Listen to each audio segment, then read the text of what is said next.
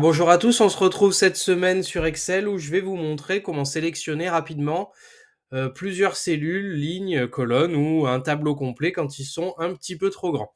Alors l'idée aujourd'hui, c'est de plus avoir à faire ce genre de choses. Je pense que ça va vous rappeler des souvenirs. Ce petit moment de solitude où on partait comme ça, on descendait, on descendait, on descendait. Et puis hop, on essayait d'arriver en bas comme ça en espérant que ça lâche pas. Des fois, on allait même jusqu'à la ligne 600 et puis on perdait la demi-journée à faire ça, ce qui est un petit peu dommage. Donc cette fois, on va voir comment on fait ça en, allez, deux touches, trois touches, grand maximum. Vous allez voir, ça va vous faire gagner un peu de temps. Avant de continuer, le petit abonnement, le petit pouce de soutien, ça fait plaisir et ça permet de continuer à faire des vidéos.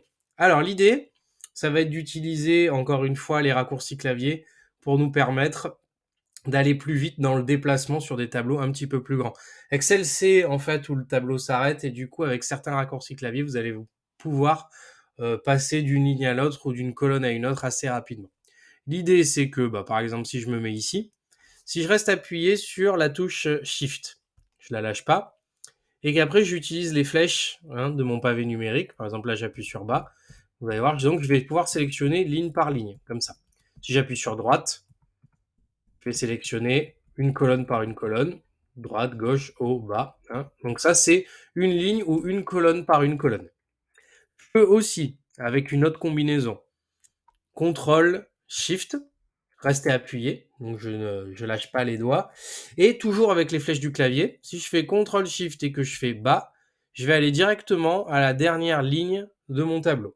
Si je fais droite, je vais directement aller à la dernière colonne de mon tableau. Et comme ça, du coup, je vais pouvoir aller beaucoup plus vite de cette manière-là. Par exemple, si je voulais mettre tous les chiffres en euros, il suffirait que je mette ma souris ici. Je ferai CTRL-SHIFT bas, puis droite, et j'aurai plus à passer tout ça en euros. Ça permet quand même d'être beaucoup plus rapide. On en a un dernier, qui est plutôt chouette aussi, c'est pour sélectionner tout le tableau d'un coup. C'est-à-dire que je me mettrai n'importe où dans mon tableau, et j'appuierai sur CTRL, multiplier, la petite étoile, et du coup, j'ai sélectionné tout mon tableau en une seule fois. Et je peux mettre n'importe où sur le tableau.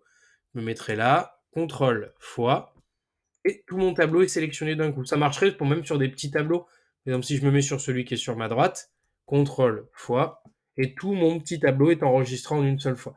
Ça permet de ne pas perdre du temps à tout surligner. Alors, il y a le CTRL A qui marcherait aussi, sauf que le CTRL A, il faut faire attention, si jamais j'appuie deux fois, je risque de sortir je risque de sortir de mon tableau et en sélectionner un peu plus ou un peu moins. Alors sinon, je vous montre parce que je sais que beaucoup d'entre vous se sont posé la question. Si j'appuie uniquement sur CTRL et bas, je vais directement à la fin de mon tableau sans sélectionner. Et si j'appuie encore sur bas, j'arrive sur la dernière ligne d'Excel.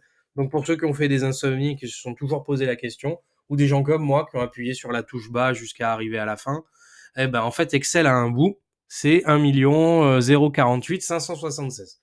Et ça marche aussi de l'autre côté. Si je fais CTRL et droite, vous voyez, hop, ça va jusqu'à XFD. Donc si jamais c'était quelque chose qui vous empêchait de vivre, maintenant vous savez, Excel a une fin, ce n'est pas infini. Sur ce, écoutez, si vous avez des questions, je vous laisse les mettre en commentaire, j'y répondrai avec plaisir. Et comme on est bientôt Noël, je vous souhaite de joyeuses fêtes et puis je vous dis à bientôt et à la semaine prochaine.